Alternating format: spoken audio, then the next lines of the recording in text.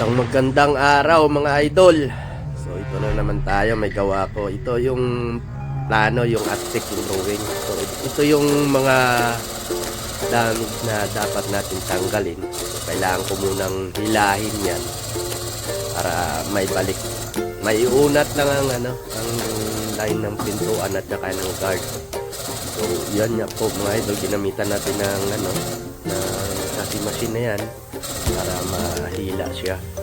So ayan, habang hinihila ko, so titingnan ko muna yung para makontrol ko kung hindi masubrahan, kasi pag nasubrahan naman hihilain mo na naman sa kabila. So dapat pantay lang siya.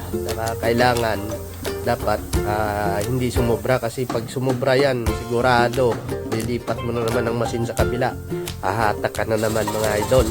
So kailangan estimated na yan na kailangan pumantay lang talaga siya. Yon, habang ko, tinitingnan ko muna yan kung paano pa yung papakita ko pa sa inyo kung ano pa yung mga ginagawa ko. Yan na. Ayan, nihila ko para pumantay yung kantuan ng pintuan at saka ng guard. Ang tawag nila dito sa New Zealand ay rear. Sa atin kasi yan tawag nito guard na yan, guard. Ito back panel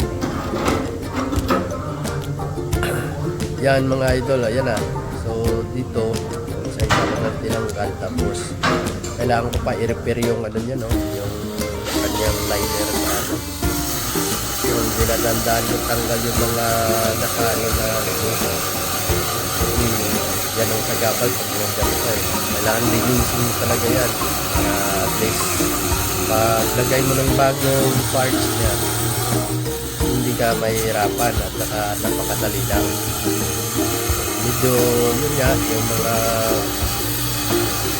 equipment ko hindi masyado kasi hindi pa talaga yung shop na to, old modern yung mga equipment niya, pero okay lang, at least na pa rin naman yan mga idol. Nilinis bawat yan para pag ni-repair mo dali lang, hindi ganun ka na-dumate pagkawad na nakaano mo.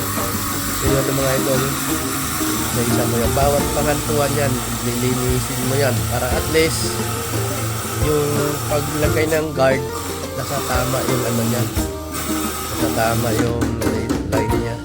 So yan, ko na para at least pagka nag-fitting ako ng guard swabe. So yun mga idol, sana may natutunan kayo dito sa aking video. Panel beater ng New Zealand, Zealand TV mga idol. Sa mga maraming salamat sa nanonood. Sana naman mapalo nyo at ma-share. Thank you and God bless all.